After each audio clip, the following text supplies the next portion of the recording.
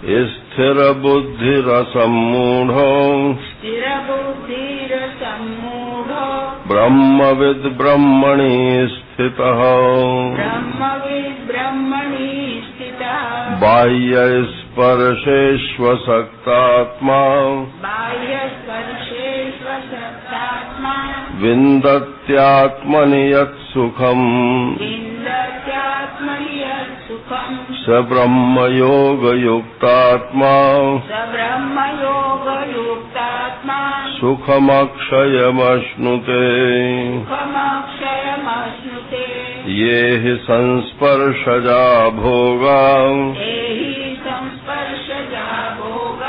दुःखयोनय एव ते आद्यन्तवन्तः कौन्तेय न तेषु रमते बुधः शक्नोति हैव यः सोढुम् प्राक्शरीरविमोक्षणात् कामक्रोधोद्भवम् वेगम् स युक्तः स सुखी नरः योऽन्तः सुखोऽन्तरारामस्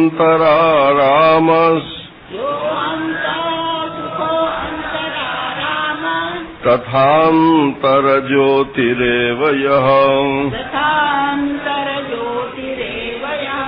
स योगी ब्रह्मनिर्वाणम् ब्रह्मभूतोऽधिगच्छति हरिः ओम्।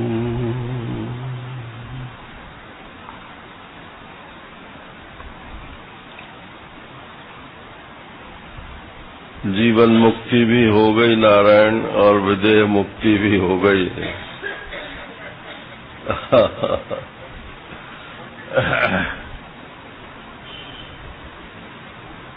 लेकिन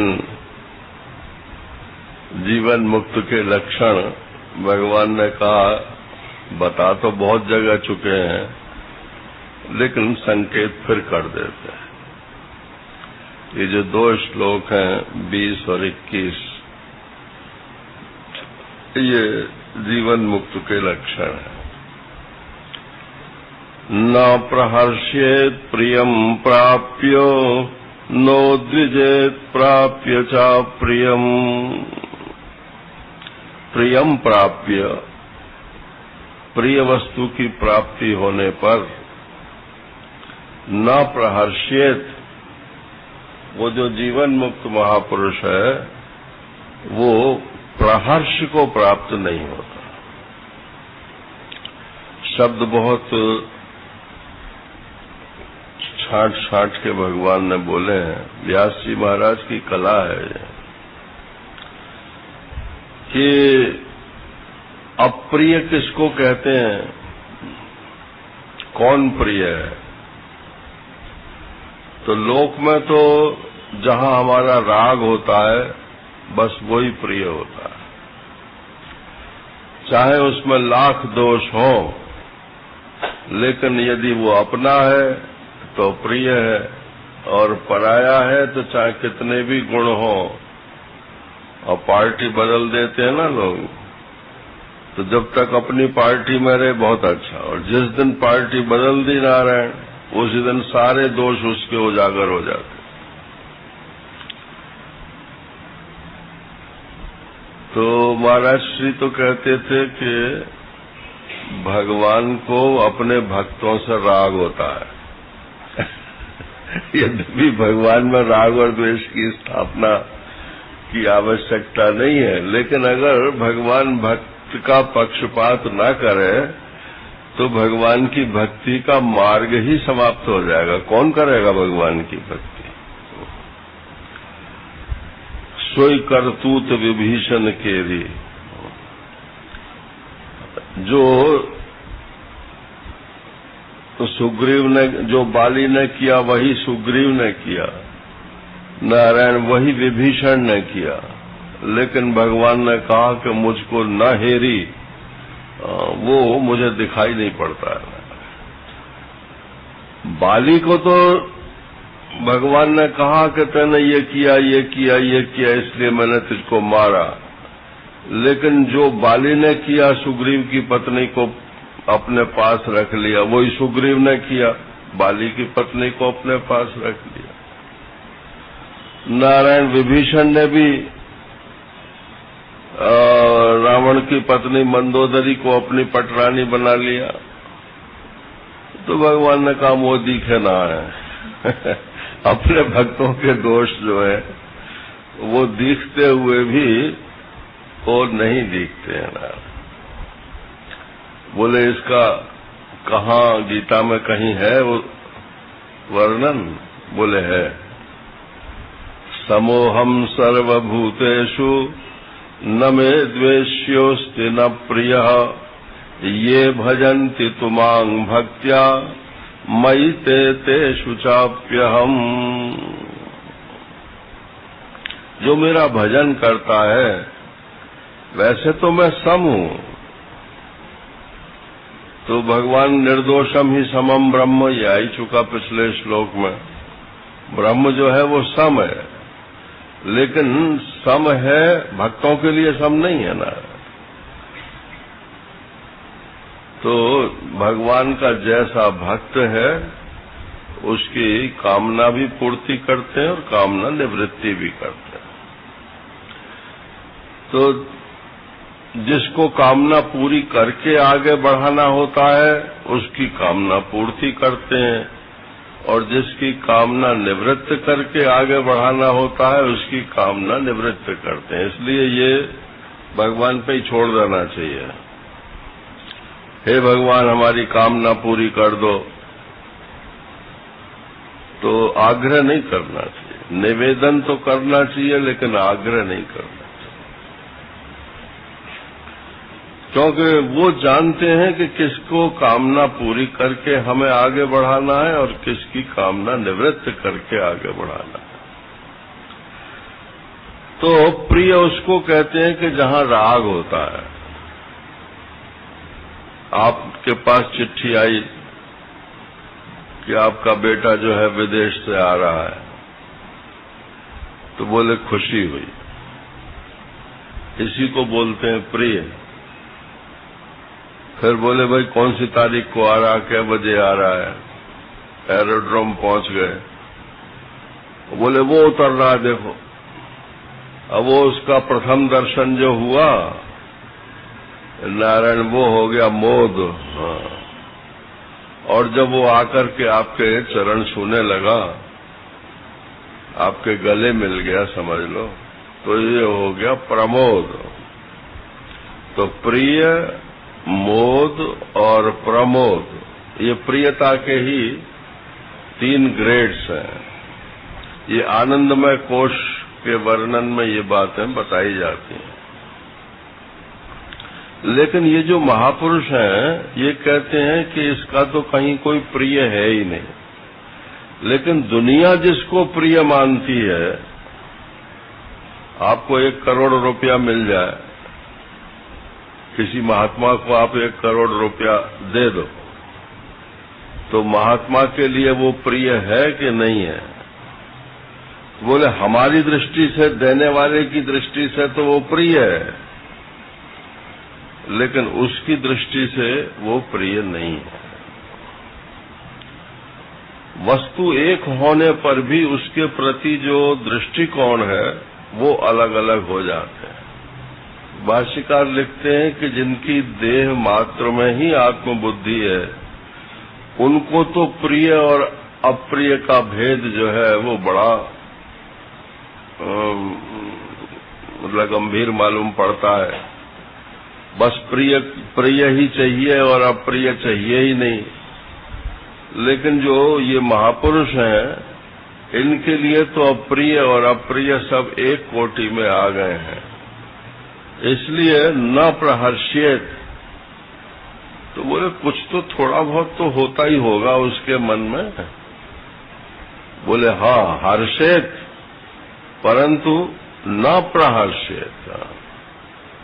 हर्ष तो होता है लेकिन प्रहर्ष नहीं होता है।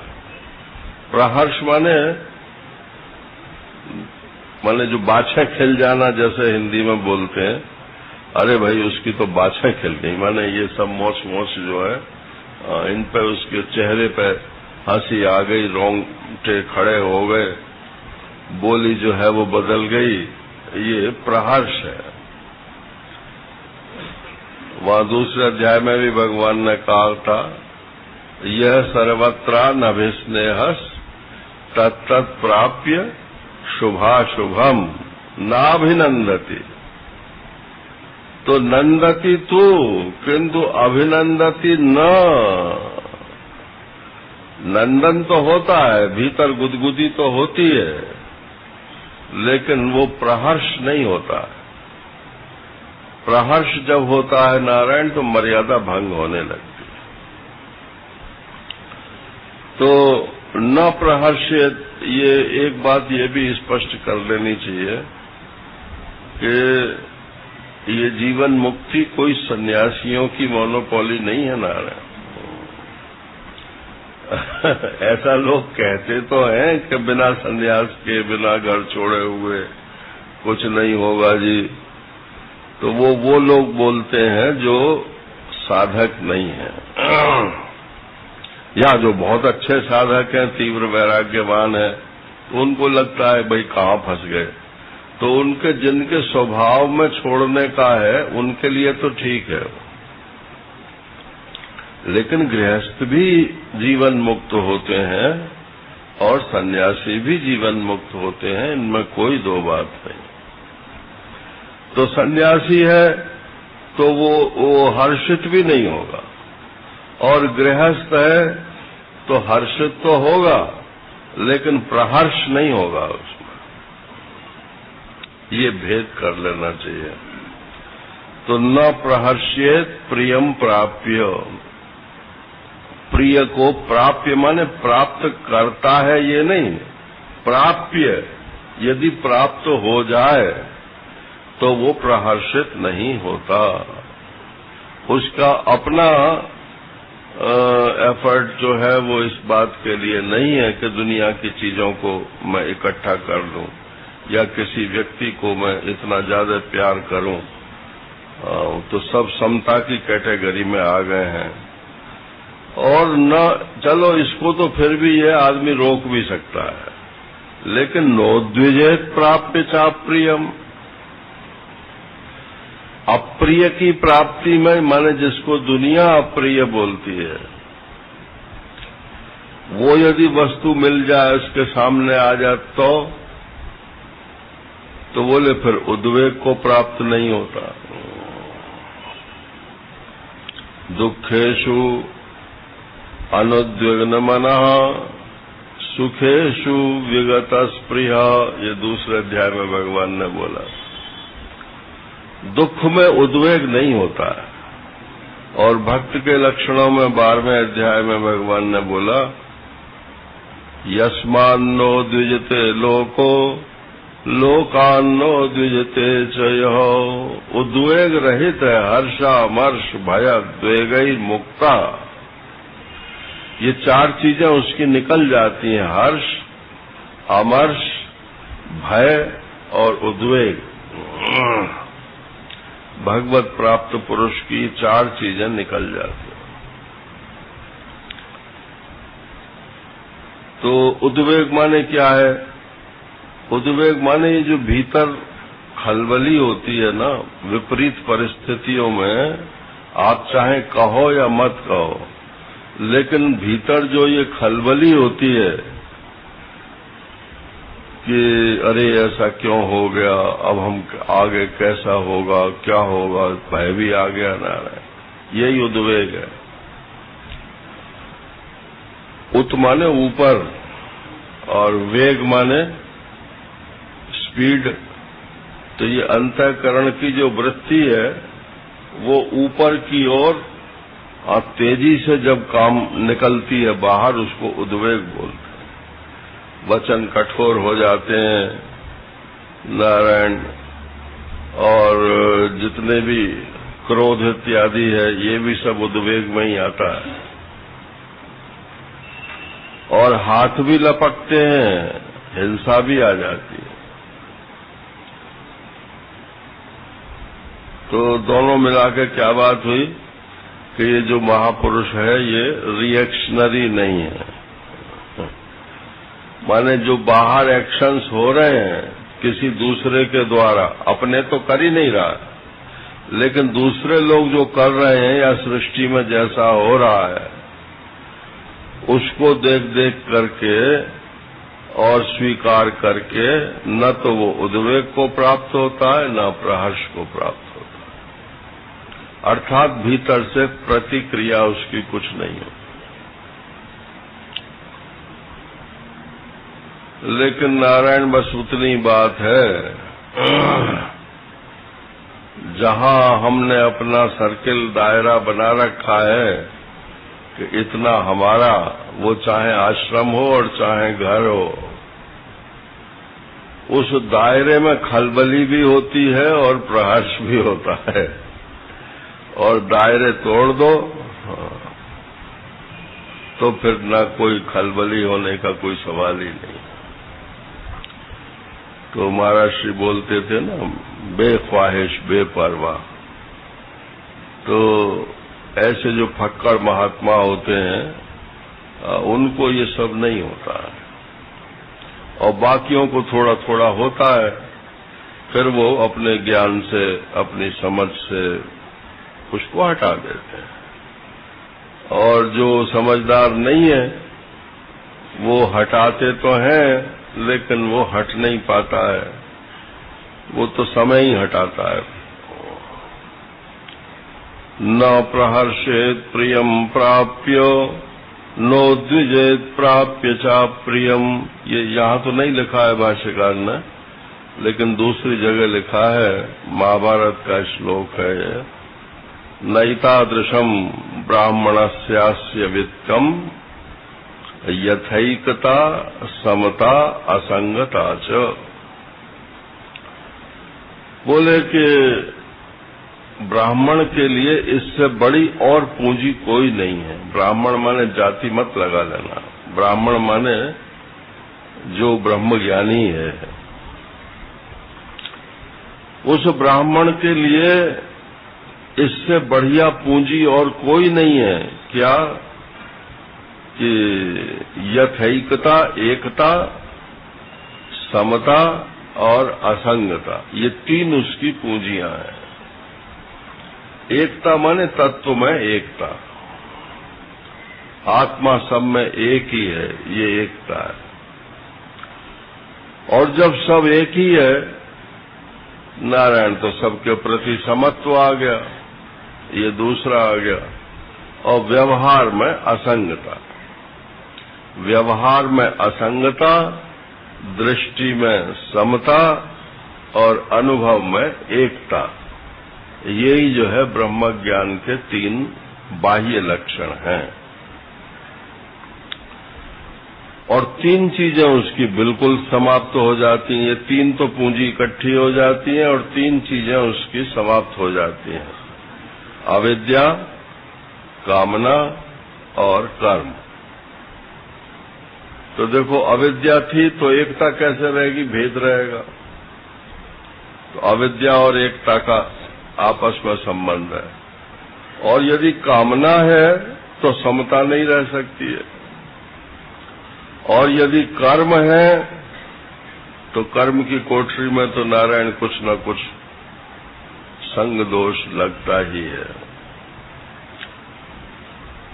कर्म माने हाथ पैर हिलाने को कर्म मत समझ लेना। यहाँ कर्म का अर्थ जो होता है वो शास्त्रीय कर्मों से होता है। जहाँ कहीं भी पूरे भाष्यों में उपनिषद हो, चाहे ब्रह्मसूत्र हो, चाहे गीता हो, जहाँ कर्म शब्द आवे, वहाँ कर्म का मतलब ये सामान्य क्रिया को कर्म नहीं बोलते। ये नित्य नैमित्तिक और काम्य कर्म जो है, निषिद्ध की तो चर्चा ही नहीं है। तो नित्य नैमित्तिक काम्य कर्म को करने में इनका लेप जरूर लगता है। आप मान लो जैसे रोजाना भजन गाते हो, एक दिन ना गाओ तो आपको खाली खाली सा लगता है कि नहीं? तो वो अभ्यास जन्य परिणाम है। तो ये नित्य कर्म ऐसा ही है। नित्य कर्म जिस दिन नहीं करोगे मन में ऐसा लगेगा अरे आज हमने कुछ किया नहीं। और नैमित्तिक कर्म, दीपावली आ जाओ लक्ष्मी जी का पूजन ना करो और मान लो व्यापार में घाटा हो जाए तो फौरन कार्य कारण जोड़ लेंगे, अरे वो हमने लक्ष्मी जी का पूजन नहीं किया था इसलिए ऐसा हो गया। तो ये कर्म के साथ दोष लगे हुए हैं। और काम्य कर्म तो वो तो वासना बढ़ाने वाले हैं ही हैं। एक कामना पूरी हो जाती है, दूसरी आ जाती है, दूसरी कामना पूरी हो जाती है, तीसरी आ जाती है। तो नित्य नैमित्तिक और काम्य इन कर्मों को जब तक करते रहते हैं तब तक ये असंगता जीवन में नहीं आती है। बोध इतना तगड़ा होना चाहिए कि कामनाओं पे हावी हो जाए। और प्रजहाति यदा कामान सर्वान, और जब सब कामनाओं को मनुष्य त्याग देता है तो फिर जो है उसमें असंगता अपने आप आने लगती है। बस चाहो मत ना रहे, जो आपका है वो कहीं जाने वाला नहीं है। ये चाहना जो है बस यही गड़बड़ करती है। जो आपका नहीं है वो चाहने से मिलेगा भी नहीं, चिंता और हो जाएगी। ये प्रैक्टिकल बात, इसको सूत्र आपको समझना चाहिए। स्थिर बुद्धि,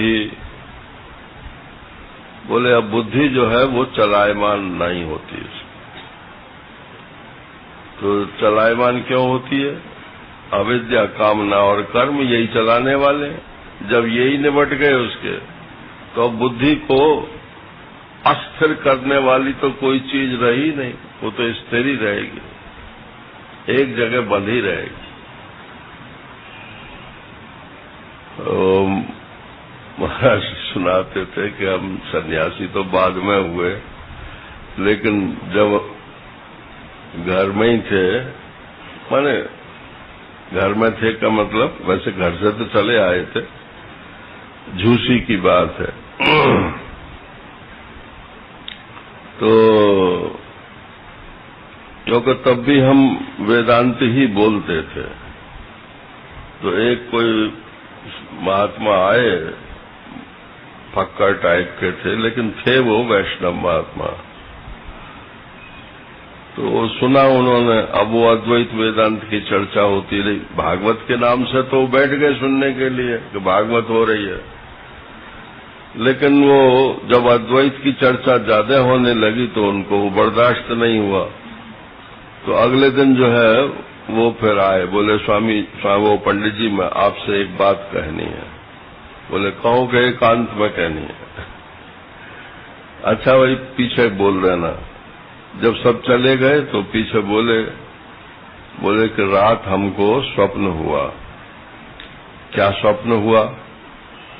बोले उसमें शंकराचार्य भगवान आए और उन्होंने मेरे से कहा कि तुम पंडित जी से जाके कहो कि ये जो अद्वैत बोलते हैं ये तो मैंने कभी बोला ही नहीं है। शंकराचार्य के नाम से जो अद्वैत बोलते हैं ये तो कभी मैंने बोला ही नहीं है। तो महाराज श्री सुनाते हैं कि हमने उनसे अवधूत जी से कहा कि महाराज आपको प्रणाम है, आप फक्कड़ हैं, बहुत अच्छी बात है, लेकिन हम शंकराचार्य को इसलिए नहीं मानते हैं कि शंकराचार्य ने कहा है इसलिए अद्वैत है। शंकराचार्य ने जो बात कही है वो हमारे अनुभव की चीज है, इसलिए हम अद्वैत को मानते हैं। फिर उन्होंने जो वाक्य बोला वो मजेदार है। उन्होंने जब ज्यादा बहस करने लगे वो, तो उन्होंने कहा देखो महाराज, आप और आपके सपने के शंकराचार्य और उन शंकराचार्य के आपसे कहे हुए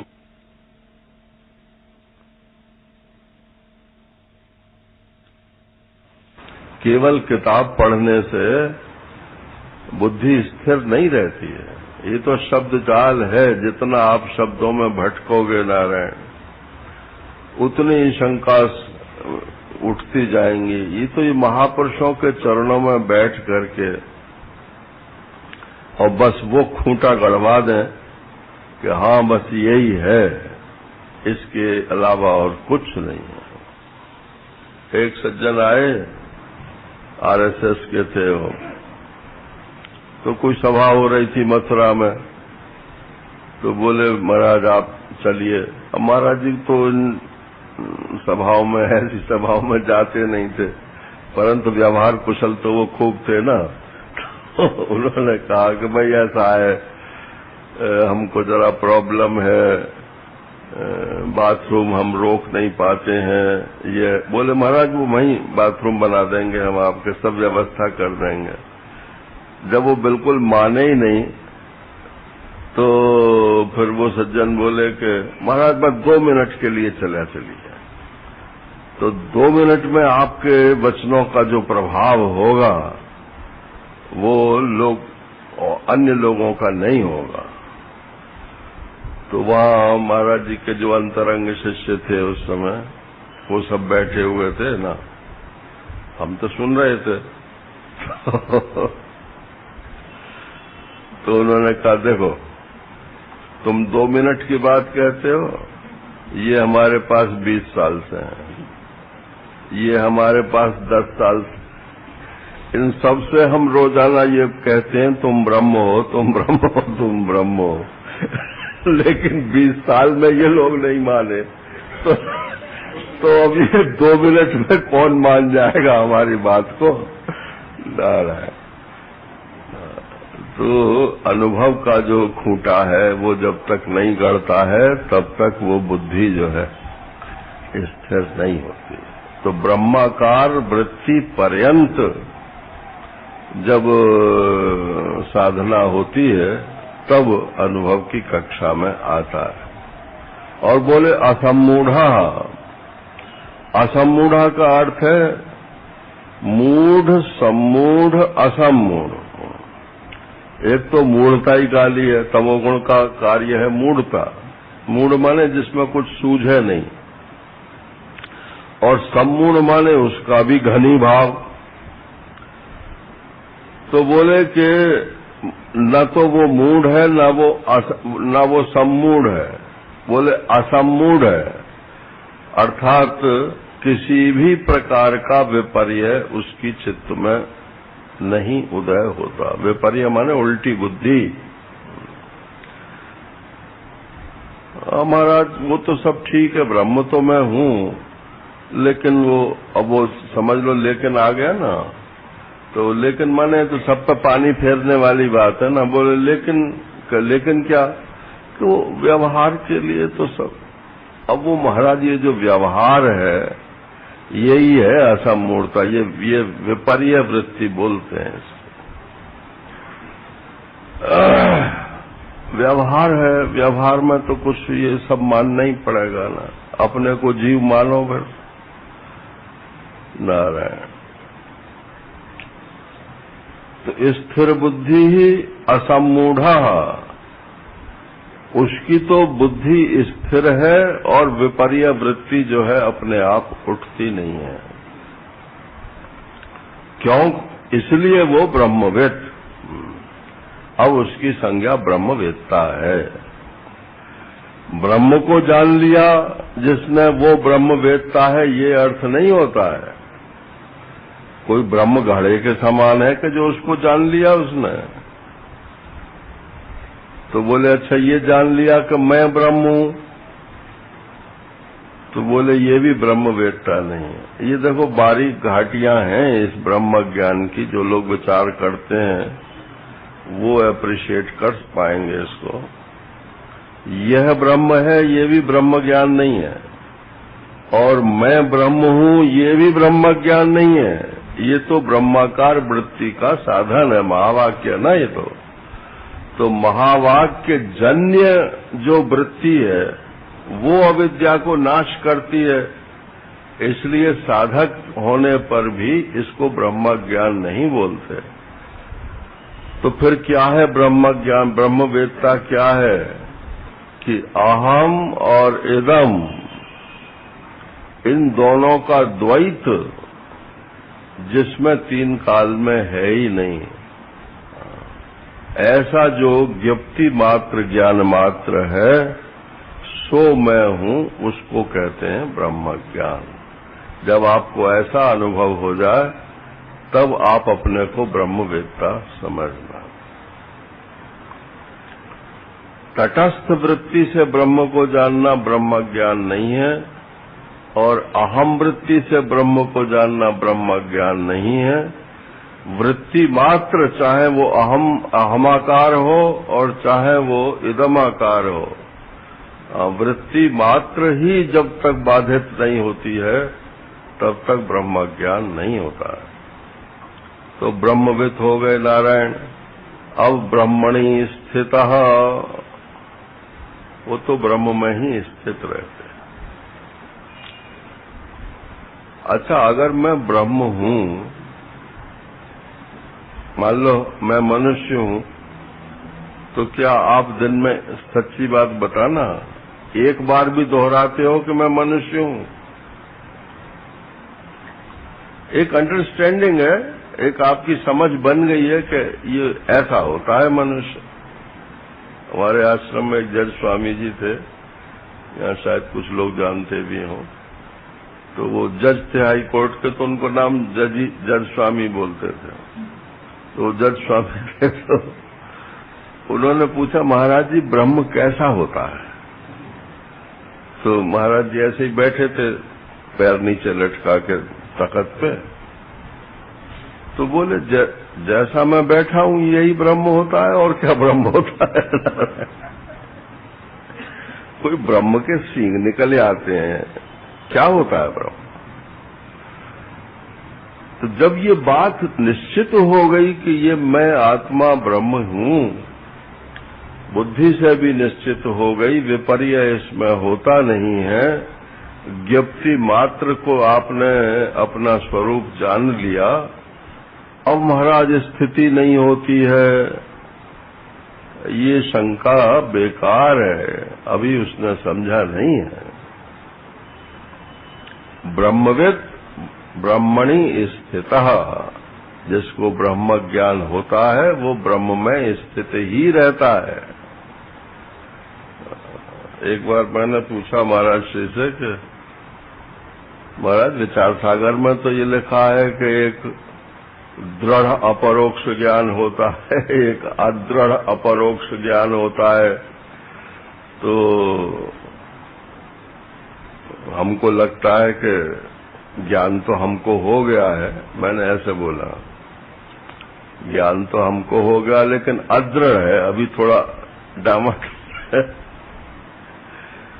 तो महाराज से बहुत हंसे। उन्होंने कहा कि ये चेलों को अगर ये कह दो कि तुम अज्ञानी हो तो महाराज गुरु पर ही नाराज हो जाएंगे। हम बोले आप तो किसी को ब्रह्मज्ञानी देखना ही नहीं चाहते। तो बोले वो अज्ञान का जो आ है ना, वो अदृढ़ में जो आ लगा हुआ है वो अज्ञान वाला आ है। क्योंकि ज्ञान जब होता है तब दृढ़ ही होता है, अदृढ़ और अदृढ़ कुछ नहीं होता है। इसलिए अपने को ज्ञानी मत मानो नारायण। जब होएगा तो ये नहीं होगा कि मैं अदृढ़ ज्ञानी हूं नारायण। वो तो ज्ञान जब होता है तो दृढ़ ही होता है, और एक ही बार होता है, कोई बार बार थोड़ा ही होता है। तो ब्रह्मविद ब्रह्मणि स्थितः, जो ब्रह्मवेत्ता है वो ब्रह्म में निरंतर स्थित ही है। उसके लिए स्थिति के लिए कुछ और नहीं करना है, कामना है नहीं, इसलिए किसी देवी देवता का आश्रय नहीं लेना है, और स्थिति है ही है, इसलिए कोई समाधि इत्यादि लगानी नहीं है। नारायण ब्रह्मविद ब्रह्मणि स्थितः, वो जैसा है ब्रह्म ही है। चल बाबा जी को, उड़िया बाबा जी महाराज को महाराज जी बोलते थे, ये चलता फिरता ब्रह्म है।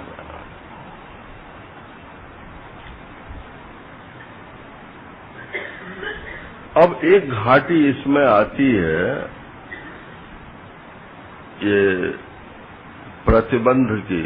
ये स्थिति जो है ये बिना प्रतिबंध निवृत्ति के नहीं होती। देखो, ज्ञान ब्रह्माकार वृत्ति का उदय, और उदय होती अविद्या नष्ट हो जानी चाहिए। तो बोले एक प्रतिबंध रह जाता है, और वो प्रतिबंध क्या है? प्रतिबंध तो 4 गिनाए हैं पंचदशीकार ने।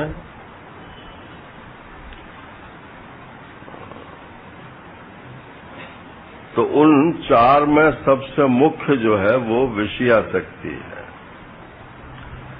विषय, इंद्रियों को जो है विषय चाहिए, और ज्ञान होने से पहले पहले इंद्रियों का सेवन, विषयों का सेवन किया गया ही है। तो वो जो आदत पड़ी हुई है इंद्रियों को, वो आपके ना चाहने पर भी वो विषयों की तरफ आपको घसीट कर ले जाना चाहती है। इसी को विषयासक्ति बोलते हैं। तो प्रज्ञामांद्य, कुतर्क, विपर्य में दुराग्रह और विषयासक्ति, ये 4 प्रतिबंध बताए हैं। ये जब तक निवृत्त नहीं होते तब तक किसी को ज्ञान नहीं होता।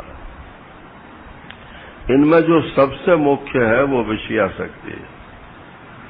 ये जितना विषय सेवन करते हैं उतनी बुद्धि मोटी होती जाती है। वो सूक्ष्म विचार नहीं कर सकती, वो स्थिर भी नहीं रह सकती। तो प्रज्ञामांद्य हो गया, बुद्धि मौथरी हो गई। और जब बुद्धि मौथरी हो जाती है तो कहीं न कहीं किसी न किसी को सच्ची मान के बस वहीं बैठ जाती है, क्योंकि बुद्धि आगे बढ़ना चाहती नहीं है। तो ये विपर्य में दुराग्रह हो जाता है। तो विषयासक्ति किसी तरह से दूर होनी चाहिए। और नारायण जिनको ज्ञान हो भी गया है, उपजय बिन से पाए जिम पाए सुसंग कुसंग, तुलसीदास जी महाराज ने लिखा कि ये ज्ञान भी जो है यदि कुसंग में पड़ जाता है ज्ञानी व्यक्ति, तो उसका ज्ञान भी भ्रष्ट हो जाता है। बोले ठीक है, हमारी जीवन मुक्ति सिद्ध नहीं होगी तो क्या है, विदेह मुक्ति तो हो ही जाएगी, ऐसा लोग बोलते हैं। तो बोले नहीं होगी। जिसकी जीवन मुक्ति सिद्ध नहीं होती उसकी विदेह मुक्ति भी सिद्ध नहीं होती। तो बाह्य स्पर्शेषु आसक्तात्मा, अब ये जो तत्वज्ञानी महापुरुष है, ये बाह्य स्पर्श माने इंद्रियां जिनको स्पर्श करती हैं, अर्थात विषय। मात्रा स्पर्शास्तु कौन्ते, कई बार गीता में स्पर्श शब्द का प्रयोग हुआ है। तो इस पर विषयों को भी स्पर्श बोलते हैं और इंद्रियों को भी स्पर्श बोलते हैं। तो ये परस्पर एक दूसरे को स्पर्श करते रहते हैं। और एक मोटा स्थूल रूप से छूना जिसको बोलते हैं, वो तो एक इंद्रिय का विषय है। ये 5 ज्ञानेंद्रियों में जो सबसे ज्यादा खतरनाक इंद्रिय हैं, ये 2 ही हैं, स्पर्शेंद्रिय और रसनेंद्रिय। या तो खाने के पीछे आदमी मरता है और या तो छूने के पीछे आदमी मरता है। कोमल स्पर्श चाहिए, जहां मिलेगा वहीं जाएगा ना। बढ़िया खाने को चाहिए, जहां खाने को अच्छा मिलेगा वहीं जाएगा। आंख तो तुम मूंद लो, कान से मधुर सुने, तो मधुरता के तो अपने अपने अलग अलग, किसी को मोहम्मद रफी अच्छा लगता है, किसी को मुकेश अच्छा लगता है, और उसकी आवाज बड़ी मधुर है और दूसरे को नहीं लगती मधुर। अब कौवा मधुर है कि कठोर है? लेकिन गोस्वामी जी लिखते हैं मधुर वचन जब कागा बोला रामायण में लिखते हैं कि कागभूषुंडी जो है वो मधुर वचन बोले। अब कौवा बोलेगा तो मधुर बोलेंगे आगे का? अरे बोले, बोलता तो भगवान की कथा है, इसलिए उसका कर्कश स्वर भी जो है वो मधुर ही है। तो अपने अपने मधुरता के हिसाब सबके अलहदा है। लेकिन ये स्पर्शेंद्रिय और रसनेन्द्रिय ये खास तौर से मनुष्य को जो है, तो बाह्य स्पर्शेषु असक्त आत्मा, बाह्य जो विषय हैं उनमें आसक्ति न हो। आसक्ति का अर्थ वैसे आप लोग समझते तो हो, लेकिन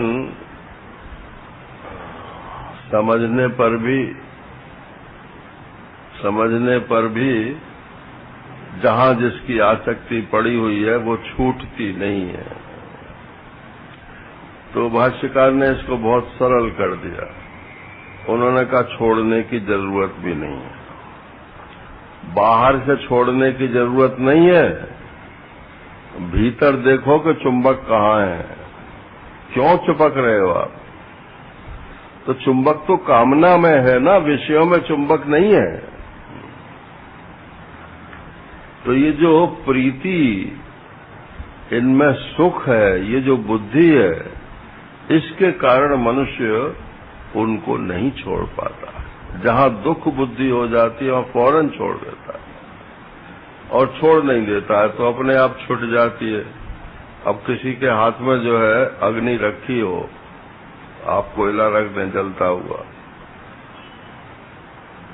तो वो क्या पंचायत करता है कि महाराज बताओ इस कोयले को मैं फेंकूं कि नहीं फेंकूं?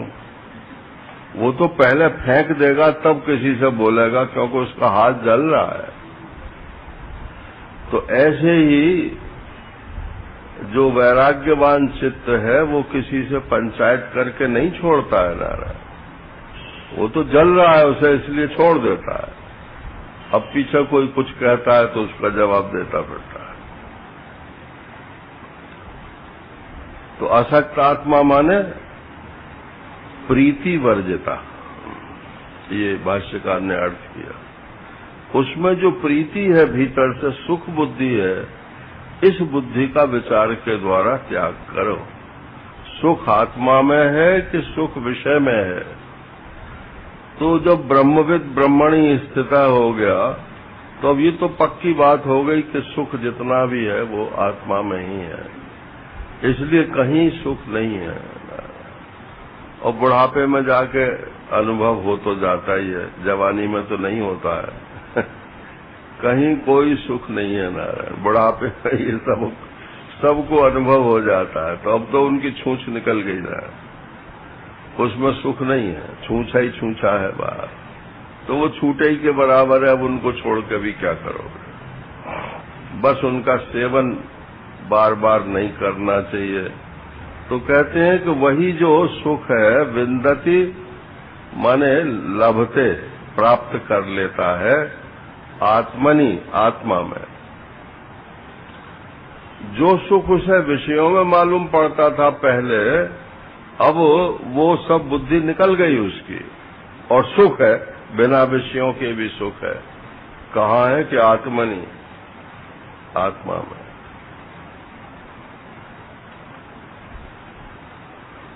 यत् सुखम, आत्मा में वो जो सुख है, वो सुख उसको उच्छलित होता रहता है ब्रह्मज्ञानी को।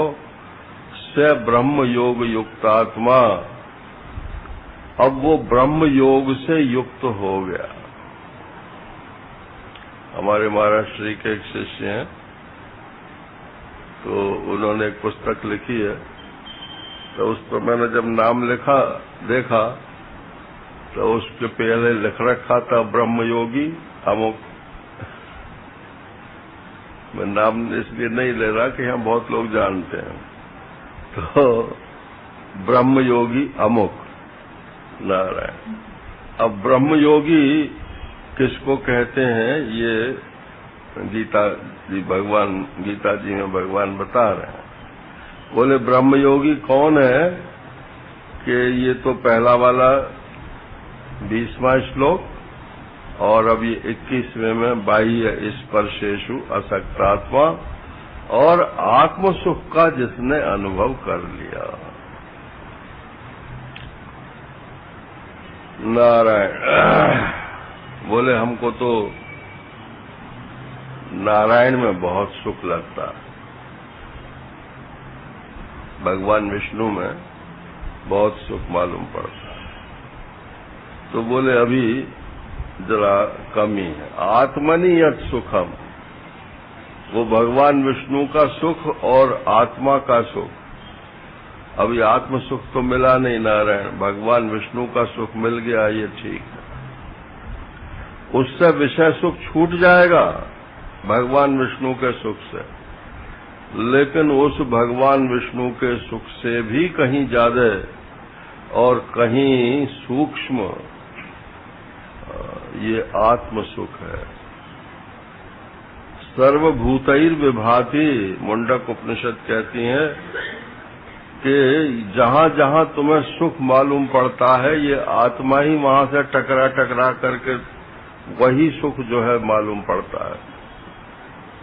विष्णु भगवान में भी जो सुख है वो तुम्हारा ही सुख है।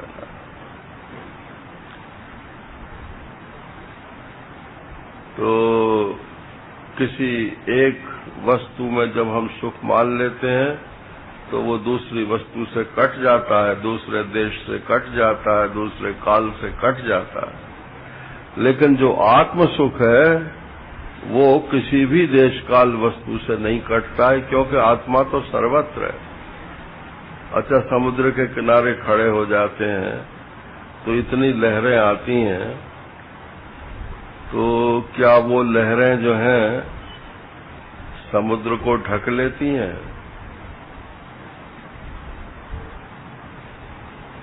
समुद्र ढक जाता है उन लहरों से?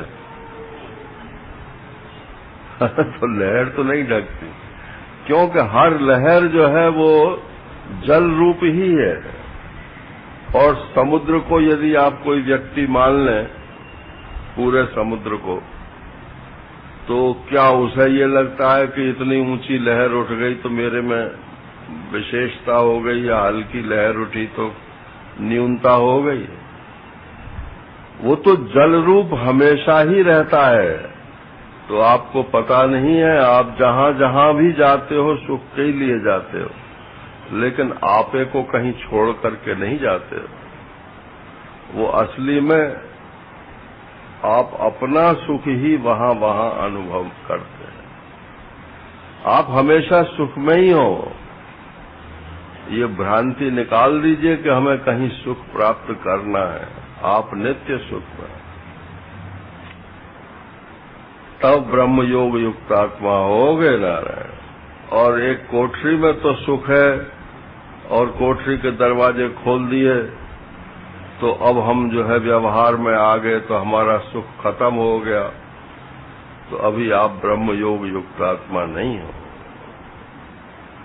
समाधि में सुख है, व्यवहार में सुख नहीं है। ये नारायण ब्रह्म योगी का लक्षण नहीं है। स ब्रह्म योग युक्त आत्मा सुखम अक्षयम अश्नुते, वो अक्षय सुख को प्राप्त कर लेता है। नारायण। आज करना तो मैं 23वां भी, ये 22वां भी चाहता था, लेकिन अब समय है तो अब 2 दिन शेष रह गए हैं, तो जैसे तैसे करके दौड़ लगानी है। हाँ, तो ये ही संस्पर्शजाब होगा दुख योग। बस 2-3 मिनट लूंगा। ये ही संस्पर्शजाब होगा दुख योनय एवते। अब ये साधकों के लिए बात है। ब्रह्मज्ञानी की बात तो हो गई पूरी, वो तो बाह्य स्पर्शों को में आसक्त है ही, लेकिन साधकों के लिए ये बात है कि ये जो संस्पर्शज भोग है, माने इंद्रियां जिनको छू करके फिर आपको सुख देती है, ये भोग जो है दुख योनय, ये दुख की योनि है। इसमें जो सुख आपको मालूम पड़ रहा है, इसमें जहर मिला हुआ है ना, वो अभी प्रकट नहीं है। ये मिठाई होली वाली है ना, तो गोबर की मिठाई बना देते हैं होली पे और ऊपर से चांदी के सोने के वरक लगा देते हैं। वो आदमी समझता है कि तो मिठाई है, मुंह में रख लेता है, और जब मुंह में रखता है तो गोबर होता है। तो ये जो विषयों का सुख है, ये दुख योनय। इस समय दुख मालूम नहीं पड़ रहा है, इस समय तो सुख मालूम पड़ रहा है, लेकिन ये दुख की योनि है। अभी इसमें आगे चल करके दुख प्रकट होएगा। परिणामे विषमे वो 18वें अध्याय में भगवान ने बताया कि परिणाम में जो है ये विष के समान होता है। और आद्यंतवंता, विषी नहीं, आदि और अंत वाले भी हैं। माने ये नहीं थे, अब हो गए और फिर आगे खत्म हो जाए, रहने वाले नहीं है।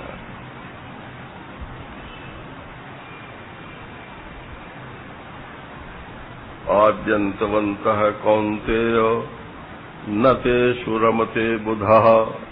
जो बुद्धिमान लोग हैं, वो चाहे साधक हों और चाहे सिद्ध हों, जो भी बुद्धिमान व्यक्ति है, वो न तेषु रमते, उनमें सुख बुद्धि से उनको स्वीकार नहीं करता। रमण करना अलग चीज है और सेवन करना अलग चीज है। रमण माने सुख बुद्धि से रमण करना। अब भूख लग रही है आपको और बहुत बढ़िया भोजन आपके सामने आ गया, तो आप खाओगे कि नहीं खाओगे?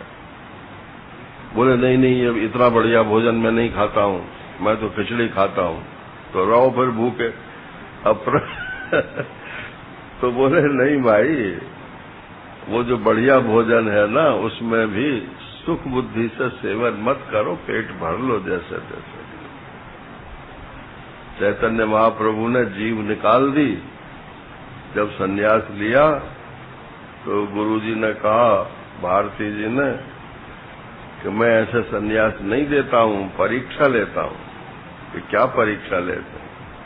कि रसनेन्द्रिय और उपस्थेन्द्रिय, इन दो इंद्रियों पर जिसका काबू है उसी को सन्यास देता हूँ।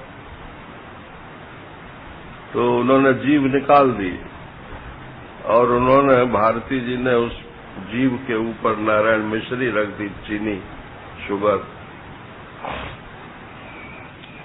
और वो जीभ पर चीनी ज्यों की त्यों ही पड़ी रही। जीभ में से पानी नहीं निकला कि वो चीनी पिघल जा रहा है। ये संयम है। तो माने बिना सुख बुद्धि के भी वस्तुओं का सेवन किया जा सकता है। परिस्थितियां आई जाती हैं, विचित्र संसार है, इसलिए बुद्धिमान पुरुषों को इनके सेवन से बचना चाहिए। रमण बुद्धि, सुख बुद्धि से इनका सेवन नहीं करना चाहिए। बस इतना संक्षेप से ही पर्याप्त है। अब ये मुझे 26 तक करना है नारायण, 26वें श्लोक तक, क्योंकि 27, 28 और 29 ये तो छठे अध्याय की भूमिका है। तो वो तो बस पढ़ लो, पाठ कर लो, इतना ही है। छठे अध्याय में उसके विस्तार अपने आप ही भगवान करेंगे। तो 26 तक ले जाना है। अब 22 हो गए और 2 दिन है नारायण। 2 है? हाँ, ठीक। हरि ओम। पूर्णमदः पूर्णमिदं पूर्णात् पूर्णमुदच्यते पूर्णस्य पूर्णमादाय पूर्णमेवावशिष्यते। ओम।